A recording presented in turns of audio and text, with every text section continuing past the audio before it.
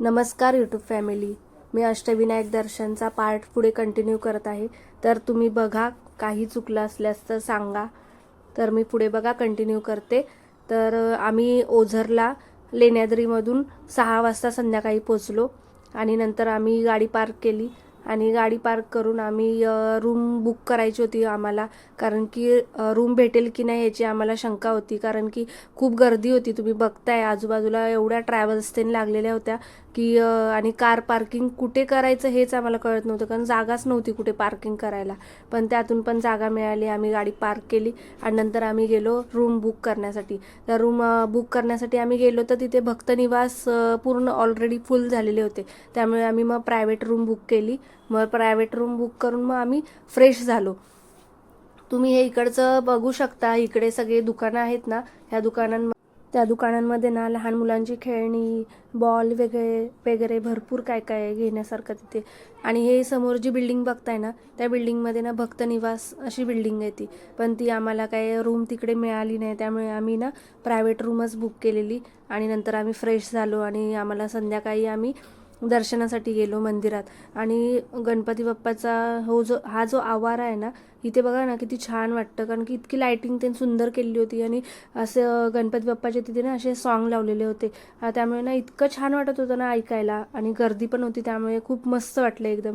आणि आतमध्ये गेल्यानंतर ना आम्हाला गर्दी मिळाली, कारण की संध्याकाळची वेळ होती, त्यामुळे बघा तुम्ही लाईनीमध्ये खूप आम्हाला गर्दी मिळाली. पण गर्दीतून पण आमचं दर्शन खूप छान झालं. मला जेवढा व्हिडिओ घेता आला तेवढा मी घेतलाय, कारण की गाभाऱ्यामध्ये आतमध्ये ना व्हिडिओ अलाउड नव्हते करत, त्यामुळे मी बाहेरचाच व्हिडिओ घेतलेला आहे. आणि सगळ्यात महत्त्वाचं म्हणजे ना, इकडे आपण गणपती बाप्पाला जे हार वगैरे अर्पण करतो ना, ते निर्माल्याचं ते लोक ना अगरबत्ती बनवतात. मग ते अगरबत्ती सुवासिका तिकडे मिळते, मग आम्ही ती पण अगरबत्ती तिथून घेतलेली. आणि नंतर आम्ही दर्शन घेऊन ना आम्हाला जायचं होतं भोजनासाठी, कारण की ना इकडे एका व्यक्तीसाठी ना 50 रुपये तिकीट आहे, कुपन. तर मग ते आम्ही घेऊन भोजन करण्यासाठी गेलो. आणि संध्याकाळची वेळ होती त्यामुळे थंडी पण खूप पडलेली होती, कारण की खूप वाजत होती थंडी त्या साईडला. पूर्ण वातावरण असं ओपन आहे आणि तिकडे तलाव पण असल्यामुळे ना खूप वातावरण असं थंड झालेलं होतं. आणि तुम्ही बघू शकता ही लायटिंग त्यांनी किती छान केलेली आहे.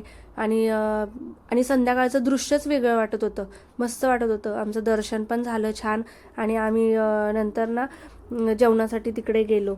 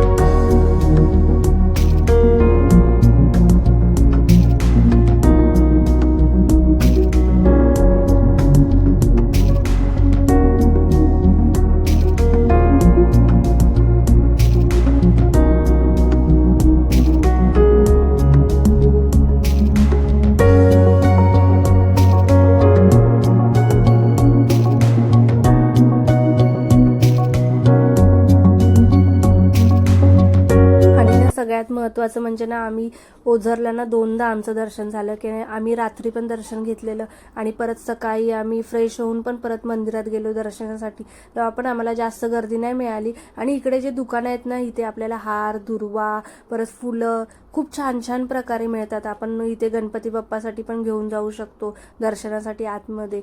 आणि इकडे बघा ओझरचा गणपतीचा किती छान बोर्ड आहे. आणि आम्ही थोडेसे तिथे फोटोशूट केले.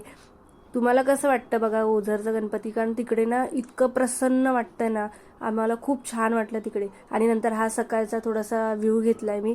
हे बघा सकाळी ना इकडे तलाव असल्यामुळे ना लहानांपासून मोठ्यापर्यंत ना तिथे पोहण्यासाठी सगळे गेलेले आहेत. किती छान वाटतं सकाळी सकाळी. आणि थंडी तर इतकी पडलेली होती, पण त्यातून पण हे सगळेजण पोहायला गेलेले हे बघण्यामध्ये ना खूप छान वाटत होतं, कारण की ह्यांना. आणि बघा ना इकडचा किती मोठा तलाव आहे. आणि नंतर ना आम्ही इकडचा व्ह्यू घेतल्यानंतर ना आम्ही छत्रपती शिवाजी महाराजांच्या इकडचा पण थोडासा व्ह्यू घेतलाय, कारण की इतके छान त्यांचे पुतळे आहेत ना, खूप छान वाटलं बघण्यासाठी. आणि तुम्हाला हा व्हिडिओ ना कसा वाटला ते तुम्ही सांगा मला.